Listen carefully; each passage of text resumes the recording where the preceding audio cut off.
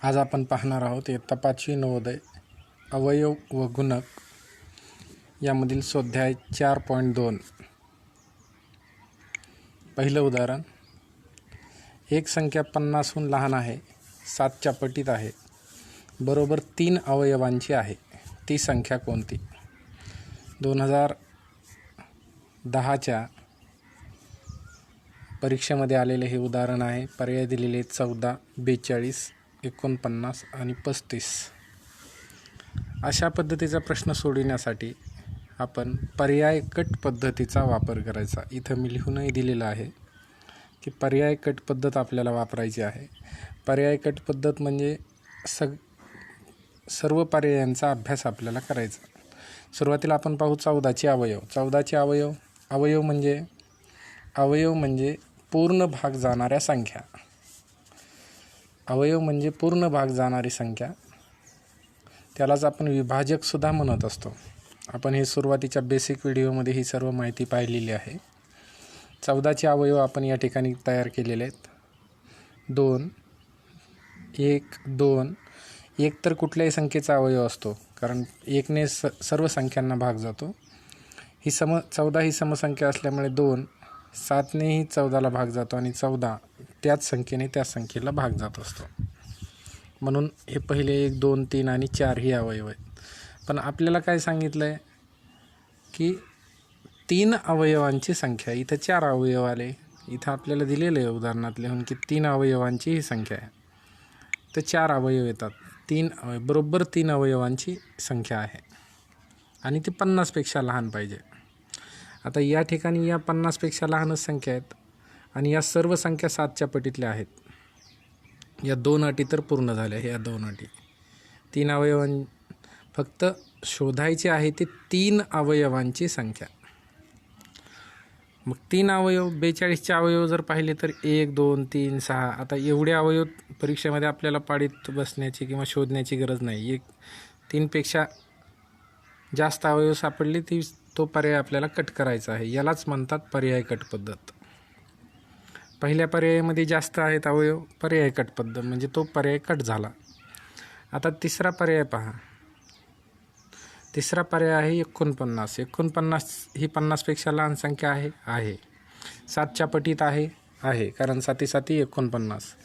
आणि या संख्येचे अवयव 49चे अवयव आहेत. इथं 1, 7 आणि 49 एवढेच, कारण 7ने 7 7 49. अशा पद्धतीने 1, 7 आणि 49 हे 3च अवयव आहेत. म्हणजे ही तिसरी अट पूर्ण करणारी एकच संख्या आपल्याकडे आहे, एकच पर्याय, तो म्हणजे 49. आता आपल्याला उत्तर मिळालं तरीही जर चौथा पर्याय तपासायचाच असेल तर बघा 35चे अवयव पाडून बघा. या ठिकाणी 5, 7, 35, 1 आणि 35 अशा पद्धतीने हे 4 अवयव मिळाले. आपल्याला 3 अवयवांची पाहिजे म्हणजे 49. अशा पद्धतीने पर्याय सी या प्रश्नाचं उत्तर 49 ही 50पेक्षा लहान आहे, 3 अवयवांची संख्या आहे आणि 7च्या पटीत आहे. या पद्धतीनं आपण पर्याय कट पद्धतीचा वापर बऱ्याच उदाहरणांमध्ये करू शकतो. ते आपल्या लक्षात यायला पाहिजे. सरावाने या गोष्टी परिपूर्ण बनतात. पुढं 2 नंबरचा प्रश्न, 37 या संख्येचा सर्वात लहान विभाजक कोणता? 37 या विभाजक या शब्दाचा अर्थ आहे पूर्ण भाग जाणारी संख्या किंवा अवयव असंही म्हणतात त्याला. अवयव, पूर्ण भाग जाणारी संख्या किंवा विभाजक या शब्दांचा एकच अर्थ होतो. मग 37चे अवयव आपल्याला माहिती आहे. 37चे अवयव आहेत 1 आणि 37. यापैकी सर्वात लहान विभाजक कोणता? सर्वात लहान विभाजक म्हणजे सर्वात लहान अवयव पाहिजे. मग याचा आपण पर्याय, यामधला सर्वात लहान विभाजक आहे तो म्हणजे 1, म्हणून पर्याय क्रमांक ए.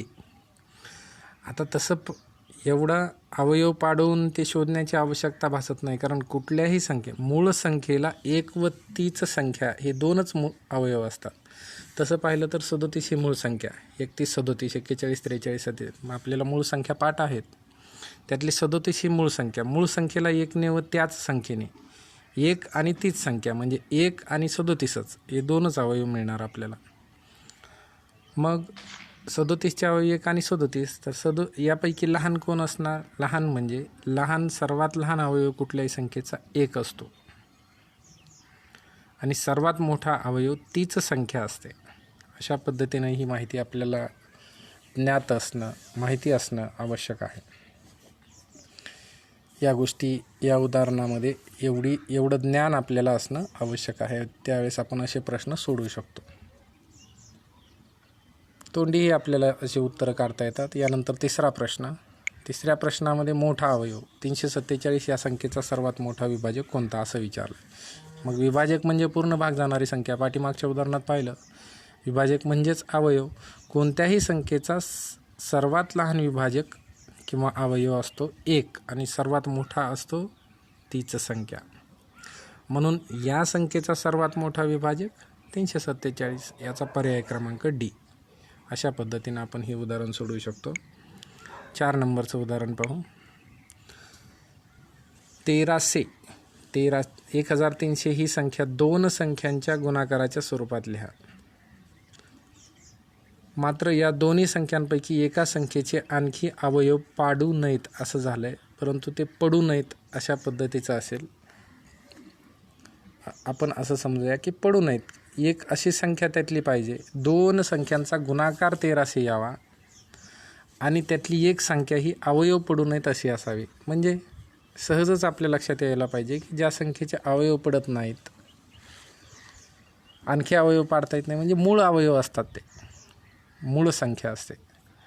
मग असं मूळ संख्या जर एखादी एक असेल आणि दुसरी जर संख्या कशीही असेल तरी आपल्याला चालेल, अशा पद्धतीचा प्रश्न आहे.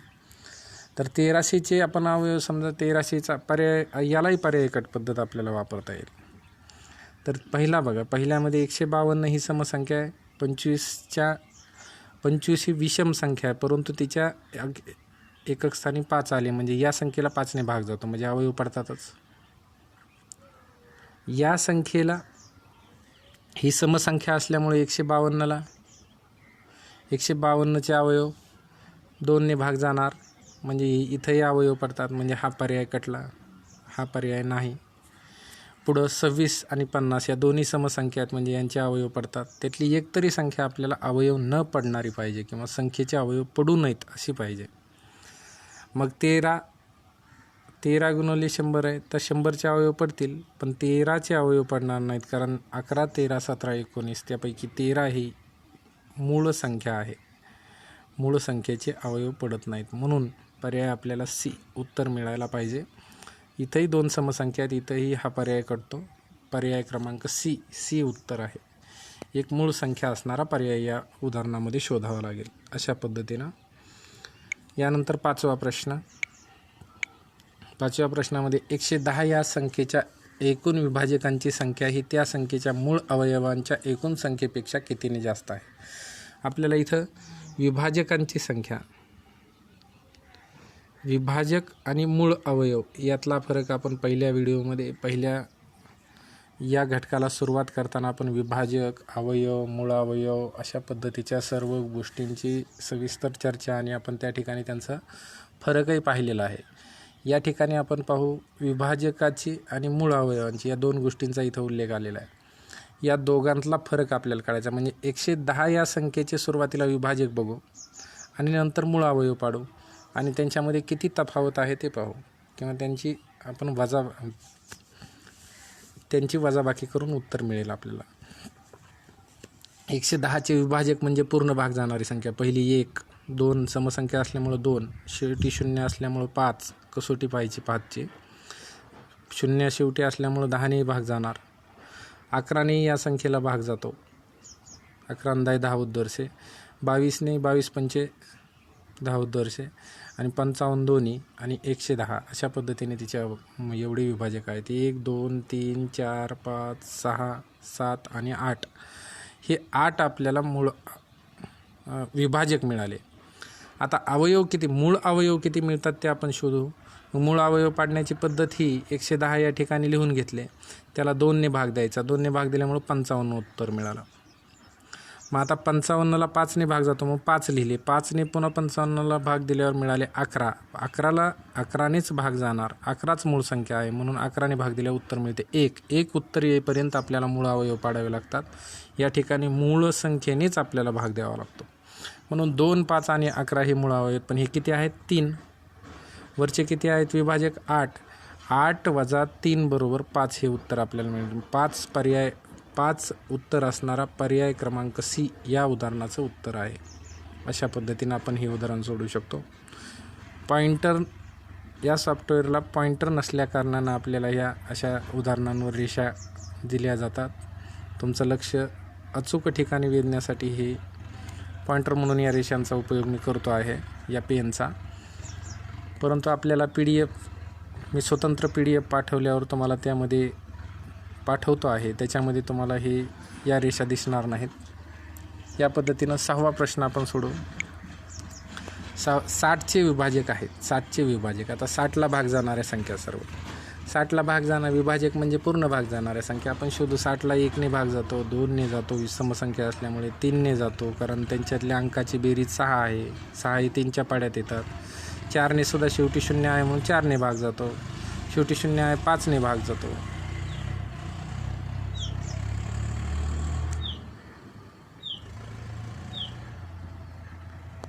4ने शेवटच्या 2 अंकाला भाग जात असल्यामुळे म्हणजे 60ला 4ने भाग जातो. 4 1 4 आणि 4 5 20. 5ने भाग जातो, शेवटी 0 आहे म्हणून. 6ने भाग जातो. 6च्या 6 10 60. 6च्या पटीतली संख्या आहे. 10ने भाग जातो. 10 सक्के 60. 12 पंचे 60. 15 चौक 60. 20 त्रिक 60 आणि 30 दोन्ही 60. 60 एक. एवढे पर्याय आहेत. मग एवढे अवयव असणारा पर्याय आपल्याला या ठिकाणी पर्यायामध्ये सापडतो आहे. बी क्रमांकाचं याचं उत्तर आपल्याला मिळून जाईल. अशा पद्धतीनं आपण ते विभाजक शोधू शकतो. 60चे मूळ अवयव. आता इथं प्रश्न आहे 60चे मूळ अवयव. आता मूळ अवयव पाडताना आपल्याला माहिती आहे सर्वात अगोदर आपल्याला ही संख्या लिहून घ्यायची 60. तिथं 2 उभ्या अशा आडव्या उभ्या रेषा ओढा. 2ने भाग द्या. 2ने 60ला भाग दिल्यानंतर उत्तर मिळतं आपल्याला 30. 30 आल्यावर 30ला या आपण 2ने पुन्हा परत भाग देऊ. 2ने का? तर 2 ही सर्वात पहिली मूळ संख्या आहे म्हणून सुरुवातीला 2ने भाग द्यायचा. 3 जात नसेल तर पुन्हा 3ने विचार करायचा. 4 मूळ संख्या नाही, पुन्हा 5ने विचार करायचा, पुन्हा 7 मूळ संख्याने, पुन्हा 11. अशा पद्धतीनं आता 2ने पुन्हा भाग जातो कारण शेवटी 0 आहे, समसंख्या आहे म्हणून 30ला भाग जातो. पुन्हा 15 उत्तर मिळालं. 15ला 2ने भाग जात नाही, आता 3ने विचार करू म्हणून 3ने भागाकार करायला सुरू केल्यावर 3 5 15 म्हणजे 5 मिळाले. या 5ला कुणी भाग जाईल तर 5ने भाग जाईल, कारण 5 ही मूळ संख्या. 5ला 5ने भाग दिले उत्तर मिळेल 1.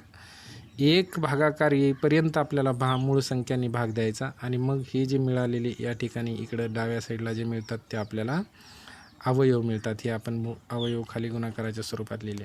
ही अवयव पाडण्याची पद्धत आहे. अवयव पाडूनही आपण शोधू शकतो, परंतु काही स्पर्धा परीक्षामध्ये वेळ वाचविण्यासाठी आपल्याला पर्यायकट पद्धत जास्त वापरता येते का हे नेहमी पाहायचं.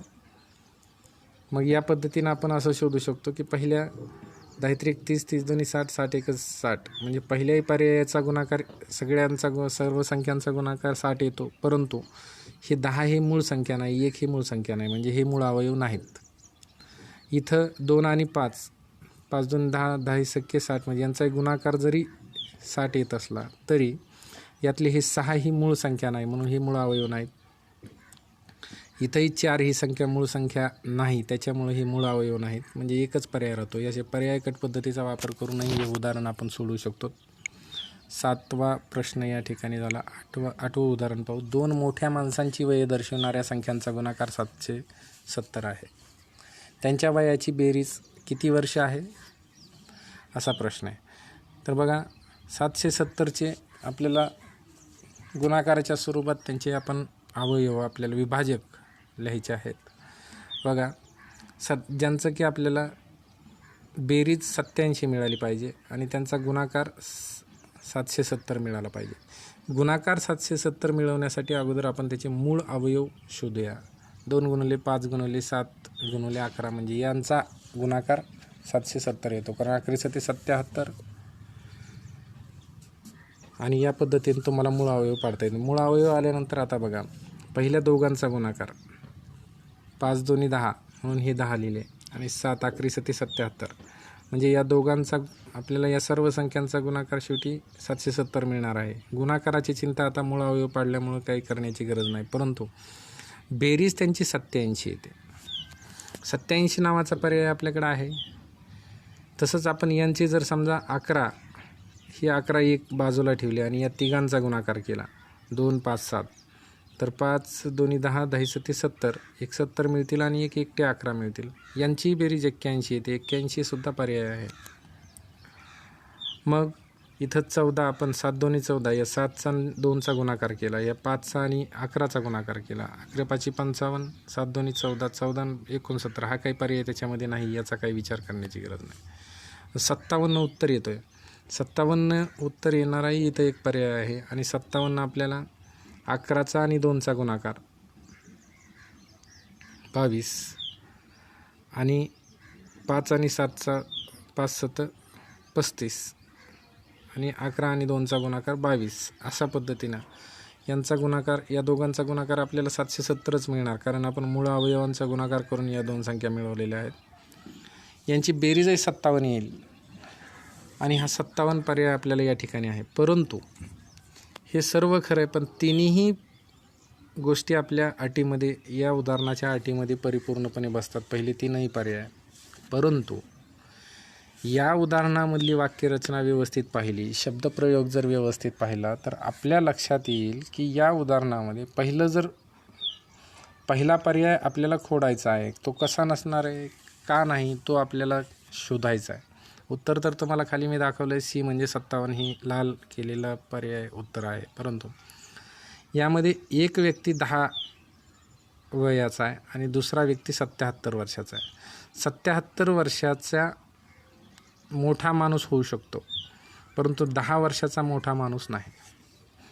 10 वर्षाचं मूल असतं किंवा लहान मुलगा असतो. मग तसंच इथंही 70 वर्षाचा मोठा माणूस आहे, पण 11 वर्षाचा मोठा माणूस असू शकत नाही. 11 वर्षाचा मोठा माणूस आपण म्हणत नाही कधी, 10 वर्षाचा मोठा माणूस असं कधी आपण म्हणत नाही.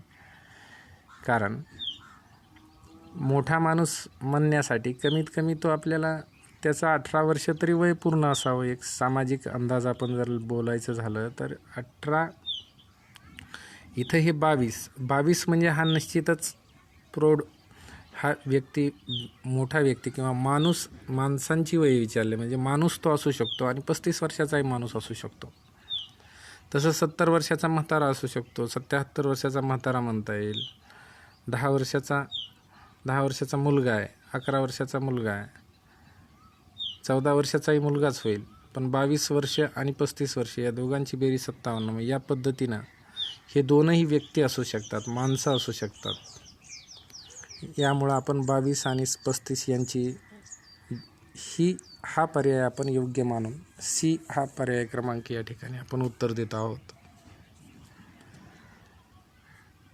या पद्धतीनं हा प्रश्न आपण सोडविण्याचा प्रयत्न केला आहे. 9 नंबरचा प्रश्न आपण पाहू. 32चे मूळ अवयव पाडण्याची प्रक्रिया आहे. आता खरं तर इथंही आपल्याला पर्यायकट पद्धत वापरता येईल, कारण कोणत्या पर्यायातील सर्व संख्यांचा गुणाकार 32 येतो ते पहा, त्यातल्या सर्व मूळ संख्या असाव्यात. आता पहा, शेवटच्या पर्यायामध्ये इथं 4 आहेत, म्हणजे ही मूळ संख्या नाही, पर्यायकट पद्धत वापरतो. इथं 8 आहेत, हा सी मूळ संख्यांचा पर्याय नाही. 3, आता बीमध्ये विचार करू. 3 त्रिक 9, 9 दोन्ही 18, 18 दोन्ही 36, म्हणजे इथंही गुणाकार आपल्याला 36 मिळतो, 32 मिळायला पाहिजे. 2 2 4, 4 दोन्ही 8, 8 दोन्ही 16, 16 16 दोन्ही 32. या पद्धतीनं आपण ए पर्यायाचा उत्तर आपल्याला 32 मिळतं. म्हणून आपण पर्याय क्रमांक ए डायरेक्ट पर्यायकट पद्धतीनं सांगू शकतो. पण जर आपल्याला अवयव पद्धतीनं सोडवायचं असेल तर ही खाली मी उत्तरापासून या पद्धतीनं सोडवून दिलेलं आहे. हे पहा, याचे अवयव इथे मिळतील आणि त्याचा पर्याय क्रमांक ए आपल्याला सापडेल. या पद्धतीनं 9 नंबरचा प्रश्न संपला. 10 नंबरचा प्रश्न असा आहे, 8च्या पहिल्या 4 गुणितांची बेरीज आहे. 8च्या पहिल्या 4 गुणितांची बेरीज. मग 8चे पहिले 4 गुणित म्हणजे 8च्या पट्टीमधल्या 4 संख्या बघा. 8 1 8, 8 2 16, 8 3 24, 8 4 32 आणि ह्या 8 16 32, 8 3 24 आणि 8 4 32 या सर्व संख्यांची बेरीज आपल्याला करायची आहे. या ठिकाणी आपण बेरीज मांडली. 8 आणि 6 14, 14 आणि 4 18 आणि 2 20ला 0 हातचे आले 2, 2 आणि 1 3, 3 आणि 2 5 आणि 3 8. अशा पद्धतीनं 80 याचं उत्तर मिळतं. पर्याय क्रमांक सी ही 4 गुणितं म्हणजे पटीतल्या संख्या, पाड्यातील संख्या, पहिल्या 4 8च्या पाड्यातील पहिल्या 4 संख्या. पर्याय क्रमांक सी याचं उत्तर. 10वा प्रश्न संपला. 11वा प्रश्न आपण सोडूया. 11वा प्रश्नही आपल्याला सोडवता येईल. पहिल्या 100 नैसर्गिक संख्यांमध्ये, नैसर्गिक संख्या म्हणजे ज्या संख्या आपण वस्तू मोजण्यासाठी किंवा उजळणी म्हणताना वापरतो. आपण वस्तू मोजायला 1 पासून सुरू करतो. 1 2 3 4 अशा संख्या वस्तू मोजतो. म्हणून आपण या सर्व संख्यांना मोज संख्या किंवा नैसर्गिक संख्या असं म्हणायचं. त्या शून्यापासून मोजत नाही, म्हणून शून्याचा नैसर्गिक संख्यांमध्ये समावेश होत नाही. मग 1 पासून पुढं 100 पर्यंतच्या नैसर्गिक संख्या. 100 नैसर्गिक संख्यांमध्ये 2ने भाग जाणाऱ्या, आता 2ने भाग जाणाऱ्या संख्या म्हणजे समसंख्या. 2ने भाग जाणाऱ्या संख्या म्हणजे समसंख्या. आणि 7ने भाग जाणाऱ्या संख्या शोधायच्या, तर 7ने आपण 100ला भाग देऊन अशा पद्धतीनं त्याचं उत्तर आपल्याला 14 पूर्ण संख्या मिळतील.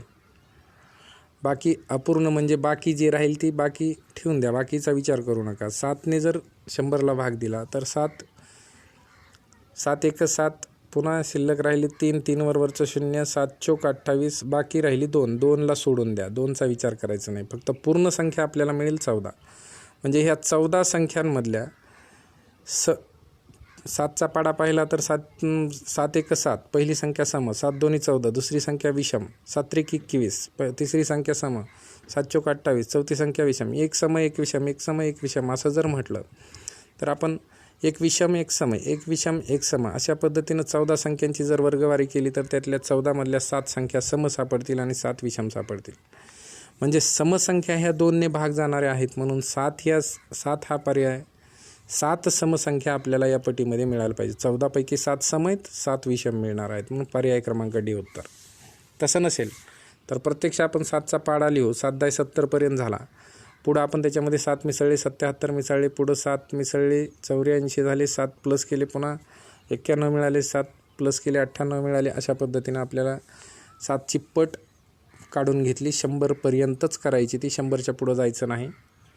आणि मग त्यातले आपल्याला 2ने भाग जाणारे म्हणजे समसंख्या शोधायच्या. समसंख्या आहेत 14, 28, 42, 56. शेवटी समसंख्या म्हणजे शेवटी 0 2 4 6 8 यापैकी अंक असला पाहिजे. इथं 70, इथं 84 आणि इथं 98 या संख्या. म्हणजे 1 2 3 4 5 6 आणि 7 अशा 7 समसंख्या आहेत. म्हणजे सम म्हणजे 2ने भाग जाणाऱ्या, आणि त्या पटीतल्या तर आपण 7च्याच पाहिल्यात आणि 100च्या आतल्याच नैसर्गिक संख्यांमधल्या, म्हणून आपल्याला पर्याय क्रमांक डी या पद्धतीनं उत्तर मिळतं आहे. अशा पद्धतीनं हा स्वाध्याय आपला इथे संपतो. या अवयव हा घटक आपल्याला याच्यासाठी महत्त्वाचा आहे की पुढच्या पाठामध्ये आपण लसावी मसावी काढताना आपल्याला त्यामध्ये मूळ अवयव पाडावे लागतात. अवयव जर माहीत झाले तरच आपल्याला अवयव जर पाडता आले, जेवढ्या फास्ट अवयव पाडता येतील तेवढे लसावी मसावी आपल्याला शोधायला सोपा जातो, आपल्याला शोधता येतो. म्हणून अवयव पाडण्याची पद्धत, मूळ अवयव पाडण्याची पद्धत आपल्याला या ठिकाणी चांगल्या पद्धतीनं अवगत व्हायला पाहिजे. यासाठी हा अगोदर धडा आहे. सुरुवातीला हा पाठ येतो. याच्यानंतरचा पाठ जो आहे तो आपल्याला अवयव झाला की पुढं आहे लसावी मसावी, अशा पद्धतीचे पाठ आहेत पुढे, एकावर एक डिपेंड. दुसऱ्या पाठावर पुढचा पाठ, तिसरा. आता या पाठामध्ये उपयोगी पडते आपल्याला कसोट्या, या दुसऱ्या पाठातल्या आहेत. म्हणजे एकावर एक डिपेंड असे सर्व पाठ आहेत. त्याच्यामुळं प्रत्येक पाठामध्ये आपण एक एक कौशल्य अवगत करून पुढचा पाठ सोपा करू शकतो, किंवा पुढच्या पाठातले उदाहरणं आपण सोप्या पद्धतीनं सोडविण्याचा प्रयत्न करू शकतो. म्हणून प्रत्येक पाठामध्ये प्रावीण्य मिळविणं आपल्याला आवश्यक आहे. त्यासाठी अधिकाधिक सराव करावा. या ठिकाणी आपला हा पाठ संपतो. सर्वांचे धन्यवाद. इथं थांबूया.